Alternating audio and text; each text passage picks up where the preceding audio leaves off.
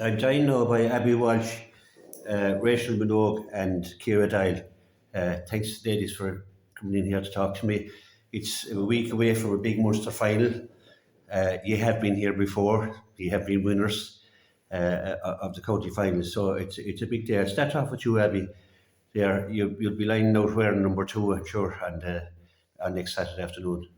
Well, I'll be wearing number 2, God only knows where I'll be. Going back, way back in the field. It's up to David's discretion, I suppose.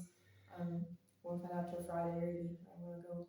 But the girls make it so easy to just slot in anywhere, and we're one team and we all work together. So it doesn't really matter where you're playing, like it's all the same. Yeah, I suppose no matter what the management ask of you, you're going to do it anyway. Oh, I'll try. Just kind of do what I'm told and try Yeah. to help out. Yeah, it's a big day. It's a big occasion. The Munster final. It's not too many people get to play in the Munster final, and certainly not to be in the second one in 3 years. So it's a huge achievement just to get to this final. I know, and it's my first now. I wasn't playing 2 years ago, but the girls keep telling me, this doesn't come around often. You have to savor this, and like just reiterating what a huge achievement it is, and like it's like a dream come true, really, get to Munster final. Yeah, it's a huge day. It's a huge honour to play in a Munster final. Not very many people do get to a Munster final, and it's one to be savoured. So your first one isn't too bad, Ciara. This is your second one, I'm sure. Yeah, it gets a bit tougher, I think. The first time around, it's probably you don't know what to expect, but now you know exactly what's coming down the tracks. Yeah, you know what to expect, but I suppose we've an extremely different team than we had back in 2019. Like the younger girls have come in and they've brought such a serious energy to us, and the team is completely different to what it was. But we know how much an enjoyment it is to play in a Munster final. Like we will go out and we will enjoy it, but we know what's up against us. But I think we just take every match that's coming with us. We don't really think about what's at the end of it. We just go out to win every match, win every ball.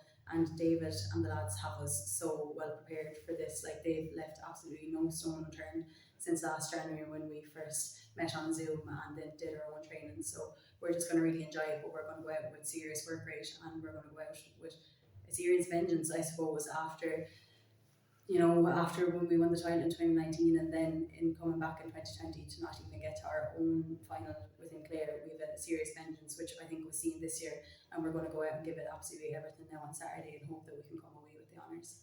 Yeah, I suppose that's the thing about Scariff Ogonnelloe. I remember him in an intermediate final. I'm not sure what year it was. I was in Croke Park to see that final, and I saw a great team. I saw a very young Mairead Scanlon, still young Mairead Scanlon, playing that day. But the team has evolved, as you say, and even since 19 it has evolved. So you must have a great structure here underage.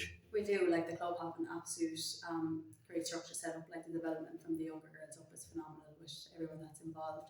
Like young girls are constantly coming through, and all the underage are playing A, and they're contesting them all. And even this year, like they've had an outstanding year. Like it's been really successful, and all those girls are coming through. There was about, I think, maybe 7, 8 or 9 younger girls came in this year, and they just do not fear anyone. Like they've come in and they wanted to make their place on the team, and if they didn't, they were annoyed and they were working to get onto the next day. And if they're not starting and they come on, like they put in a serious effort and they make a huge difference. And I suppose we nearly feed off that and feed off the energy that they're bringing in. And without them this year, like they've just changed our whole team. I don't know what we would have done without them. We wouldn't be in the position we are without all of them today. And then I suppose you still have the experienced girls as well that are driving them on too. Yeah, we're talking about revenge. I suppose Drummond should be on their own revenge mission. You beat them 2 years ago.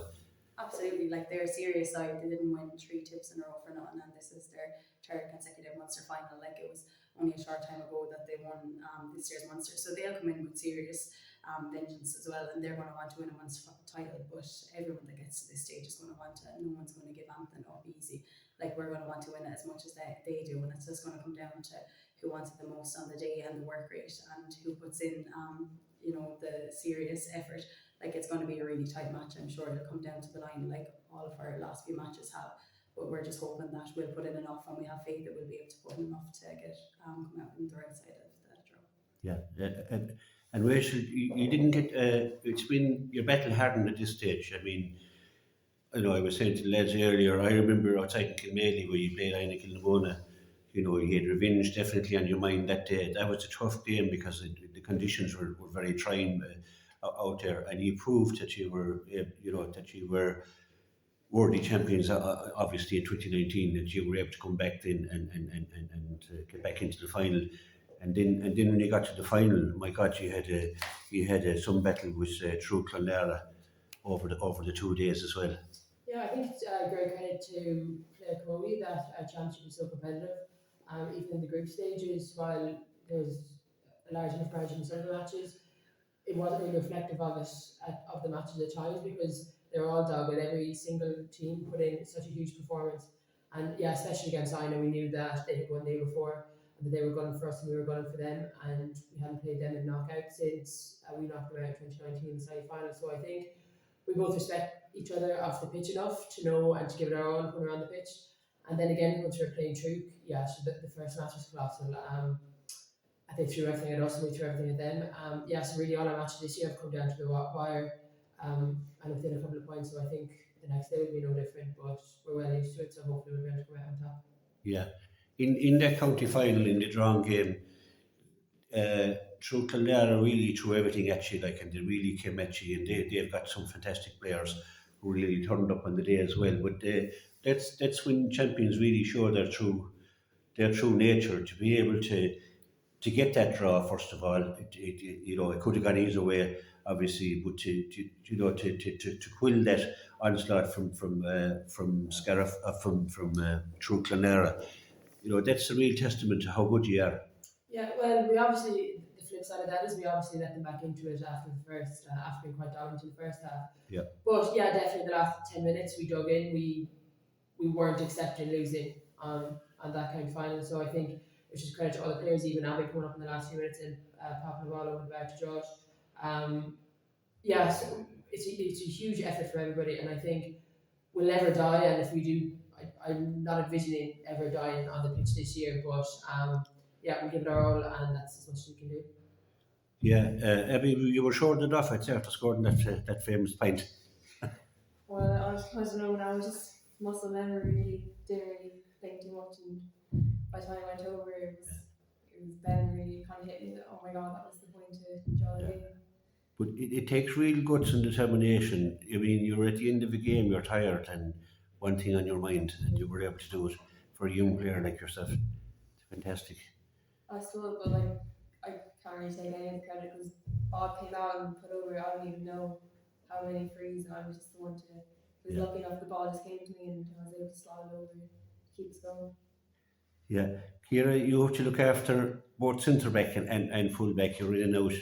It's a tough. You always probably meeting the best player on the pitch when you play in those two positions. I think teams now, like a player and outside player, anyone you come up against now, every player is going to be top standard, and I think that from 1 to 15, any team you will be, and we're just lucky that the girls that we have around us, if a ball gets past you, there's Susan Daly behind you, or Rachel and Susan are beside me to get it.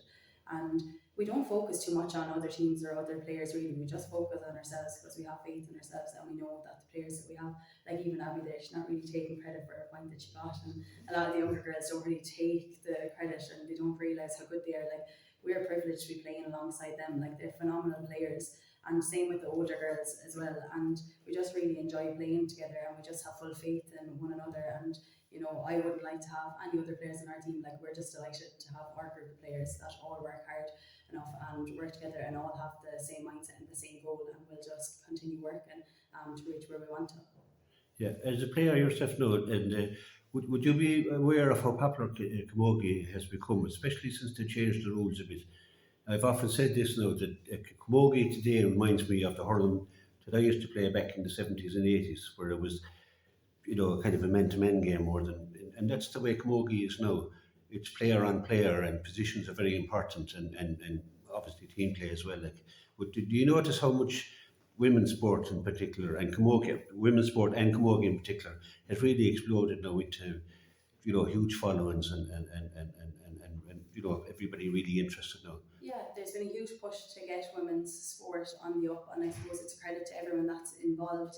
And for the Camogie, it's huge for the Camogie Association, all the county boards across Ireland, and all the club boards as well. Like they've really pushed to get Camogie on the up and get it more popular, which it is.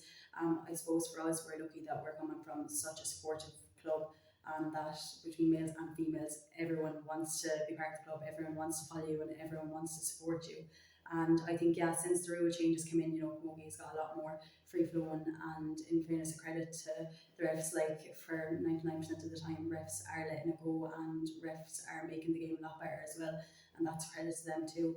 But, even to managements, like there's how many men in our backroom team that wanted to be involved with a group of girls. Like some people probably say they're mad taking on a group of girls, but like they wanted to be involved because, they had full faith in us and they knew where we could go, and they brought us there.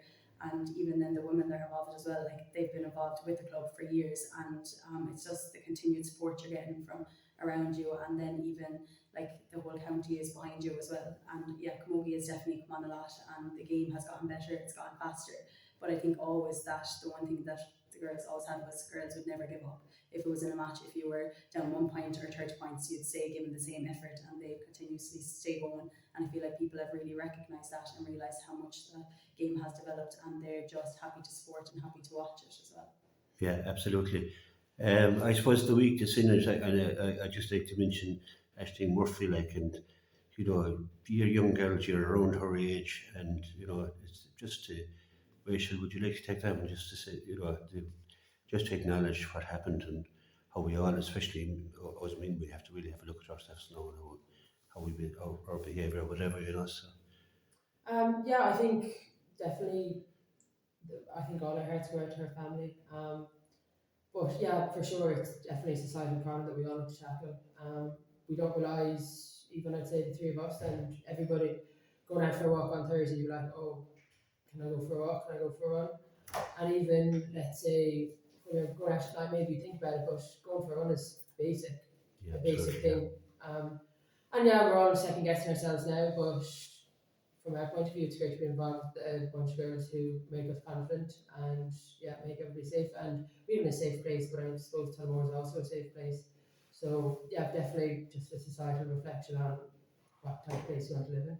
Yeah, thanks, Rachel, for that. Just wanted to acknowledge that and pay our respects to that family. And I just finish off by saying, like, it's for the three. It's you have the whole county, the back of the whole county now, and I know around the county there, they're talking about this Munster final, and what an achievement to be in this Munster final, let alone going out now to win it. Do you feel, and I'm not putting weight on your shoulders a week out, but you carry the whole county with the three.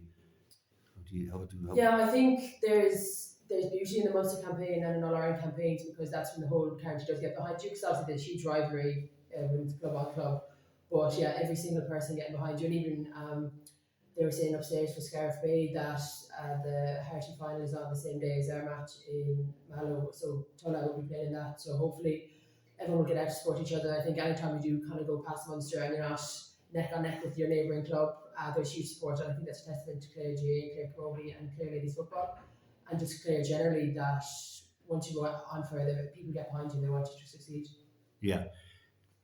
You'll be wearing jerseys with Scariff Bay Radio on the front, I believe. And I suppose I'd like to acknowledge, even though I've come from a foreign station, that the great work that Scariff Bay in particular have done for Clare Camogie, and not just for Scariff Ogonnelloe, but the whole Camogie, the whole Camogie community.